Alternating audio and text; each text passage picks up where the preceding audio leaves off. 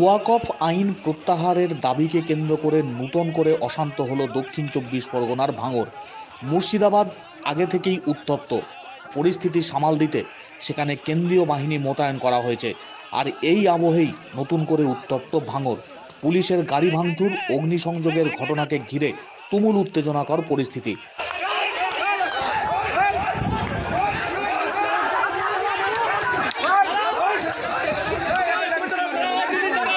আজ সকাল থেকেই দফায় দফায় উত্তেজনা ছড়ায় ভাঙড়ে। বাসন্তী হাইওয়ের কাছে উত্তর কাশীপুর থানার অন্তর্গত সোনপুর বাজারে একটি নয়া ওয়াকফ আইনের প্রতিবাদে বিক্ষোভ কর্মসূচি ছিল। তা নিয়ে দফায় দফায় উত্তেজনা ছিল। সেই প্রতিবাদের আঁচ আরও বেড়ে যায় দুপুরের পর বিকেল গড়াতেই। নওশাদ সিদ্দিকী আসার আগেই উত্তেজনা প্রবল আকার ধারণ করে। এই ঘটনায় পুলিশ কর্মীদের আহত হওয়ার অভিযোগ উঠছে। জানা গিয়েছে, বিক্ষোভকারীরা এদিন পুলিশের গাড়িতে আগুন জ্বালানোর পাশাপাশি একাধিক বাইকেও আগুন ধরিয়ে দেয়। রাস্তার ওপরে দাউ দাউ করে জ্বলতে থাকে বেশ কয়েকটি বাইক। শুধু তাই নয়, ভাঙচুর করা হয় পুলিশ ভ্যান। ইট বৃষ্টি চলতে থাকে পুলিশকে লক্ষ্য করে। তবে শুধু ভাঙড় নয়, ওয়াকফের প্রতিবাদে উত্তেজনা ছড়িয়েছে মৌলালির রামলীলা ময়দানেও। আক্রান্ত পুলিশ কর্মী জানিয়েছেন, সকাল থেকেই দফায় দফায় উত্তপ্ত হয়ে ওঠে এলাকা। পরিস্থিতি নিয়ন্ত্রণে আনতে কলকাতা পুলিশের বিশাল পুলিশ বাহিনী ঘটনাস্থলে মোতায়েন করা হয়, কিন্তু পুলিশকে লক্ষ্য করেই ব্যাপক ইট বৃষ্টি এবং হামলা চলে। বিকেল গড়াতেই সেই হামলা মারাত্মক আকার ধারণ করে। কিন্তু পুলিশ তাদেরকে আটক করার চেষ্টা করছে। ইতিমধ্যেই পুলিশ এই সোনপুর বাজার থেকে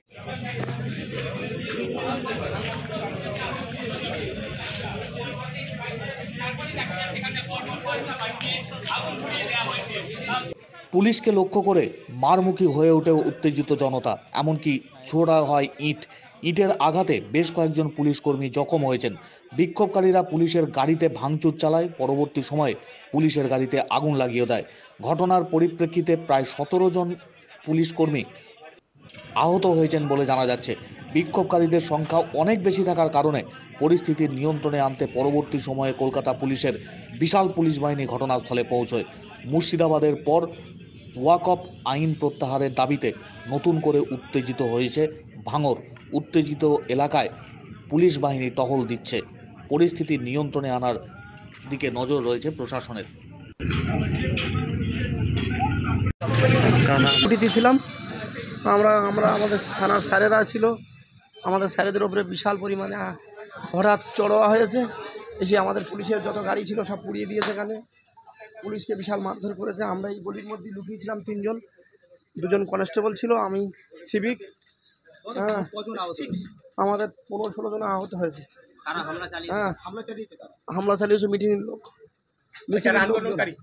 হ্যাঁ, কিভাবে হামলার ঘটনাটা ঘটলো? এখানে আমরা ডিউটি করছিলাম, রাস্তা অবরোধ করেছে। আমরা বলি রাস্তা ছেড়ে দাও, রাস্তা অবরোধ করো না।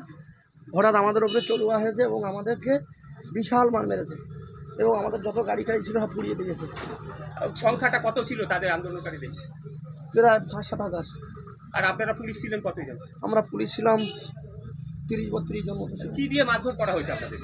লাঠি চার্জ করেছে। আমার লাঠি মেরেছে, ধরিয়ে দিয়েছে, পেট্রোল মেরেছে গাড়িতে সব। ওরা কি পেট্রোল সঙ্গে নিয়ে এসেছিল? গাড়িতে পেট্রোল, ওদের সব ওই পেট্রোল ছিল গাড়িতে, ওইভাবে সব জ্বালিয়ে দিয়েছে। আপনার তো কতজন?